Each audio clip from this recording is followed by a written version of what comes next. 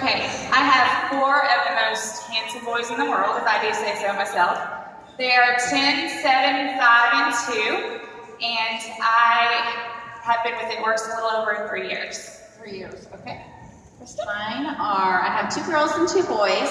The girls are 11 and 6, and the boys are 3 and almost 1. I have 3 boys and 1 girl. They're 14, 11, 8, and 7 now, and I've been in about 4.5 years.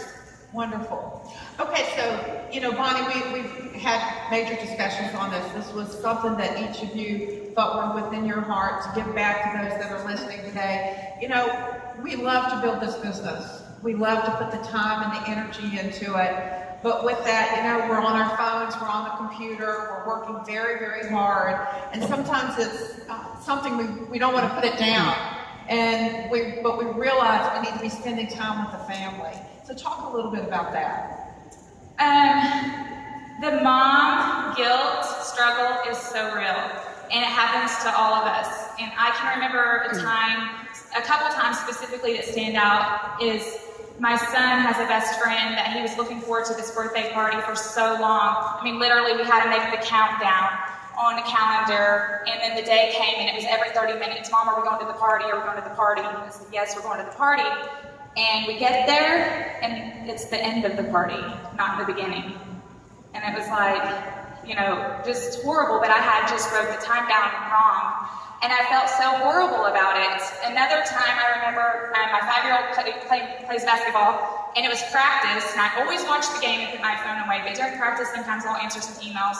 Well, of course, the few times he saw me on my phone. So at the end of practice, his sweet little brown eyes look up at me and he says, Mama, did you watch me at all? Or were you just playing on your phone the whole time? Hashtag Mom of the Year. I mean, horrible. But the flip side of that is, if I was still working as a nurse, I wouldn't have been there for the birthday party, and I wouldn't have been there to take for the basketball practice. So in hindsight, I'm still always with my kids. It's just sometimes I have to work too. Yeah. Gosh, it's so real. I mean, every single day, even being here, miss my kids so much. But I specifically remember I had a makeshift desk in the office so that I could be with the kids and watch them do their homework and cook dinner all at the same time, And I remember it being like 9 o'clock, which is way past their bedtime for us, and saying, okay, guys, it's time to go to bed. And my 10-year-old at the time looks up at me and she's like, Mom, we haven't had dinner yet. It's like, okay, just go to the fridge and grab whatever you can find. And I think she had like pickles and apple for dinner, but it's just, they've had dinner every night since then. It's crazy. I agree, the guilt is so real, and I think it starts the second that they're born. When you're in the hospital with them, do I send them to the nursery? Do I bottle feed them? Do I, it's so overwhelming from the first day. And I remember one time, for me, walking in, looking a hot mess, and my little ones were on the floor with a bag of mini marshmallows, just stuffing their face, watching TV, and I just thought, I am really winning at this business. It's going really well. Definitely very real struggle. Well, one of the things too is we're not stay-at-home moms, we're work-at-home moms, right? I mean, we work from home, and that gives us the ability to be with our children. So how do we set the parameters? I had a French doors that I would shut and put a Post-it note on it, like, be back in 5 minutes. That means I'm on the phone. What are some of the things that you do? I work outside of the house. That works well. And another thing that we did finally, because of exactly that reason, I was trying to do it all, and it took me to hit Ambassador to finally realize I have to take off Superwoman Kate because I'm Philip. And I can't be everything to everybody. And at the end of the night, I would end up in tears. And my husband said exactly that. You're a work-at-home mom, not a stay-at-home mom. Let's get you set up to be a work-at-home mom. So we hired a nanny and a house cleaner and just delegated where we could so that I could focus my time on my kids and my business, which are more important than cleaning toilets. Okay. Love that. Kristen. My husband honestly does that for me. He gave up his office, the room. We had a specific room that was his office, and he said, "Let's move you in there." And I will keep the door open, and I'll still try to mom, and I'll still try to, wife and work, and all at the same time. And he'll come over and shut the door and be like, "Work." And then the kids will come up to the door and try to sneak in, and he'll grab them away or whatever. Like, Mom is in the office; she needs to work. And so that's kind of been our boundary now: is if that door is shut, you don't bother Mom. But it took my husband setting up that boundary. I couldn't do that for myself because I was trying to do everything and be everywhere, and it was really I was really fractioning myself and not putting 100% of myself into any of them, which is not good. I would rather be a mom 100% and be 100% there when I have that time, and then be able to work and put 100% focus on my work at that time also. So that was really helpful for us. I've got something funny on Megan. Megan called me one time and she said, I'm just trying to balance everything. I said, well, we kind of got to get rid of that work because that never works, does it? And she said, I just need to go back and hide in my closet with my pencils and my piece of paper and go back to building my business. I thought that was so funny. How many of you have hidden in your closets in your bathrooms? They find you, right? They find you everywhere. No matter where you go, they find you. They can't find their shoes or their clothing, but they can find you. Yes, I made a lot of money in that closet with a piece of paper and a pencil. For us, I think the biggest thing was realize because I was a stay-at-home mom, and realizing I am a work-at-home mom now. This is a business, and it's okay to treat it like that. It was very difficult. I have a super supportive husband who stepped in and has very willingly done cooking. If you follow me at all, you know that was a disaster anyway, but in cleaning and laundry and all that stuff. And we just worked together as a team and came up with it's a new normal, and that's okay. We didn't have to keep doing things how we had done. We made our own new normal, and that really helped with the guilt a lot as well. Love it, love it. All right, so, how do you keep going? There's so many times that we've heard this several times throughout the last 2 days. It's so easy to use the children as a reason to build a business, but just as much as an excuse not to build it. And these are some of the things that I have faced early on too, is it's just too overwhelming, it's just too much. But I was having too much fun and really wanting that. So how could you relate back to that, Tara? Well, for me, I just got tired of corporate America scheduling my family time.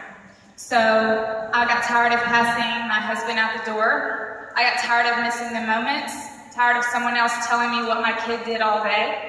I'd be part of their day, not just hear about it. I don't want to get to their graduations, their weddings, and just look at them as grown men and go, what the heck happened? Because I worked your whole life and missed it all. And I want to look at those babies and say, you're never going to know what the word struggle means because mama's busting her butt. Beautiful. So when my husband was in the military, when he was deployed, I think the first time, I only had one child at the time, and I was working, and he was gone all the time. And I just remember working full time, coming home, having time for dinner and bath and bed, and that was it. And I couldn't imagine doing that with 3 kids, and that's all I saw them for. So I was a stay-at-home mom, but I was gonna have to go back to work, and I did not want to do that. I wanted to stay home with those kids. I wanted to have that time with them. I wanted to see everything. That was a part of what kept me going. Another part of it was I loved having something for myself. I feel like I found something for me. Stay-at-home mom has always been my dream, and it's so fulfilling, and I feel like I was meant to do that. But it was also great to have something that was for me. I don't know why I'm emotional about this, but you do lose yourself as a mom, and everything becomes about everybody else, and it's a pretty thankless job a lot of times. And moms are the best people out there, you guys. Moms deserve so much recognition. They just don't get it, and that's okay.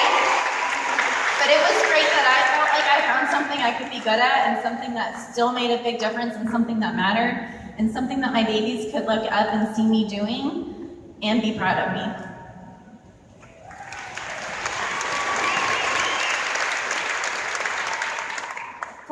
For me, I had, when I started, my youngest were 2 and 3, they were with me all the time.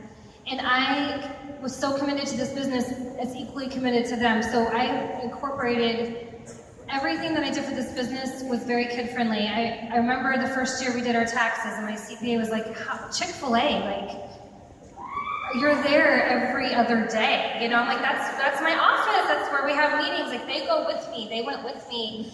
And my favorite thing looking back was we set really small rewards in place. And because they don't get diamond or mommy's working on a promotion, they don't get that. But I said, you know, mommy's going to focus for 15 minutes, or I'd set a timer or whatever, and we're going to go get snow cones afterward. And we celebrated together every small thing, every big thing. And they were very involved from the beginning, because my oldest is starting high school this next year, which is really weird because I'm like 25. But I'm so glad, you know, I look back and I'm like, I am so glad that they were so involved and I didn't ever quit, because he gets to go to a really great school because of this company, you know, so. Yeah. You know, it's unfortunate, but sometimes we don't always honor each other like we should. You know, other moms, we get to look like everything's going on great on the outside, but on the inside we're suffering. And I love what you said, Krista. I call it a dirty little secret sometimes, because we shouldn't be depressed. We're home with our children, and that's what we wanted. However, we're lonely. We're really lonely, and we want to have conversations with other women. And I know that this industry I discovered over 20 years ago, and it's what gave me the ability to be home with my children, make unlimited income, and live the life that I wanted to live. But it's not like that in the beginning. It's hard, and you go through all these types of emotions. And so how have you balanced some of those internal thoughts and some of the external thoughts that you get from other people? As far as like the negativity that I would hear? Yeah, you know, the internal thoughts that we get that come in, like, am I doing this right? And then a friend may say, I thought you were a stay-at-home mom, but I see you working all the time. I mean, for me, any kind of thoughts I have inside of my head, I just tell the devil to shut up. She got over herself a long time ago. And negativity too. I mean, I've never cared. I've always just kind of been my own free spirit, do my own thing. You like me or you don't. So I'm probably not the best person to give any kind of advice on that, but I think you do just get over yourself, as Pam says, and know why you're doing it. You're doing this, you know, a lot of you for your family, and maybe it is that $500. That's what I wanted. I wanted $500. I just wanted to have more money than month. And then, you know, my passion led me here. But just, keep that why, keep that reason. And like everybody says, don't let excuses come in, because you guys, it's just so worth it. Beautiful, beautiful. I think that it relates very similarly to how we parent. Like, we do everything differently. I may think that co-sleeping is okay, and you may think that, it's the worst thing in the world. Nobody is wrong. Nobody is right, and there's not a right and wrong. Everybody has their own opinion, and it's the same thing when people give you their opinion about the business. There's no right and wrong way to live your life. There's no right and wrong job. There's a right job for you. There's a right job for me, and this is the right job for me. I'm not going to let anyone else's opinion. You guys, my parents still buy their greens at Whole Foods, okay? They still think we don't make any money in this business. It's weird. But my kids look up at me and they see that I've worked my butt off. They've seen those late nights. They've seen that closed office door. They've seen me on my phone a lot. And they also know we're going to Disney World for an entire week. They've seen that hard work pay off. They've seen their daddy come home from full-time Army. Even when he was home, we never saw him. Our poor son, when his dad doesn't pick him up from preschool at 11:30 a.m., he wonders where he is. And our girls lived years without him because he was deployed with the Army. So, you just have to think about what you're getting out of this, not about people's small opinions.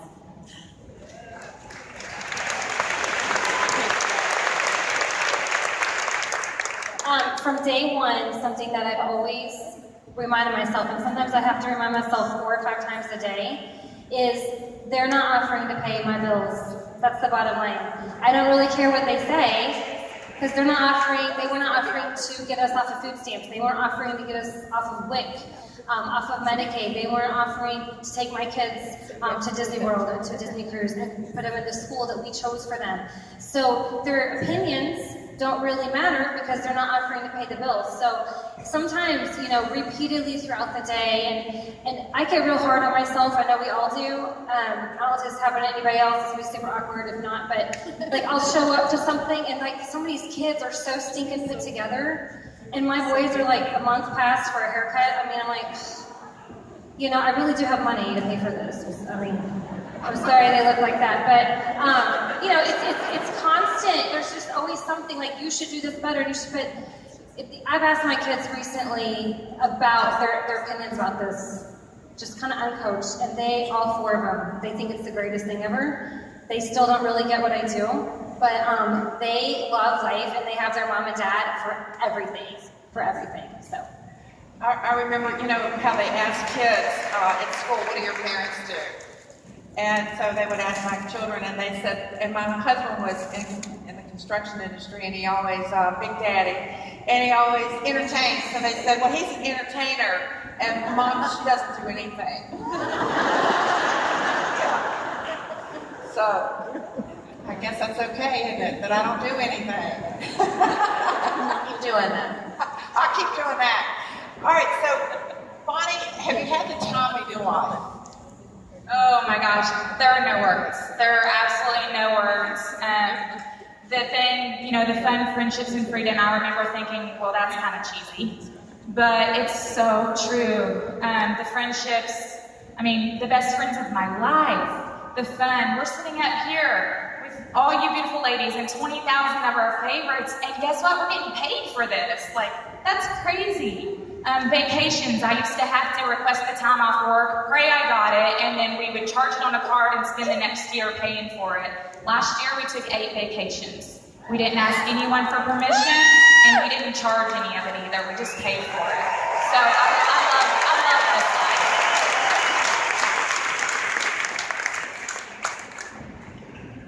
this life. So worth it, you guys. It's worth everything. It's worth the late nights. It's worth your kids thinking you're on your phone too much. It's worth, those fights with your spouse you're gonna have when he rolls over and your phone is glowing in the dark and he can't sleep. It is worth every single second of it because, we were able to have a 4th child to complete our family. Now we have 2 girls and 2 boys, and they're all perfect. And we're building our dream house that will be ready next month. And like I said, we get to take the kids to Disney World for a week, which has been a huge dream of mine. It's just as much for me as it is for the kids.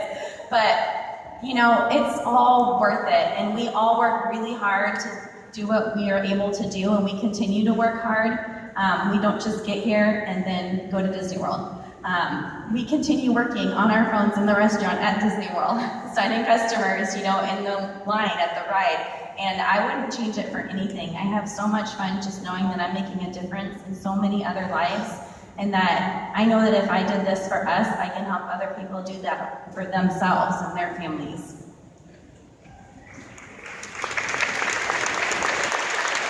It's been so incredibly worth it. I believe with all my heart that when you start doing something big for God, Satan's going to be right there behind, just ready to get you. And I think for moms, that's where the guilt comes from, and recognizing that. And we look back, and I can't think of a single thing that I regret as far as with this business, as far as for my family goes, because we have provided so much for our kids, and we will never have to look at them and say, you know what, it just got too hard, sorry. And I refuse to do that. So it has been so much fun. I cannot wait to see what happens later. I think it's going to get even funner, if I'm guessing right. But it's just, this whole business has been such an amazing opportunity and so much fun. But as long as you just keep putting one foot in front of the other, you'll be fine. Oh, I want to thank you three so much for being up here, and I hope that it has blessed some of you that are struggling with the feelings of guilt, and that you'll just go out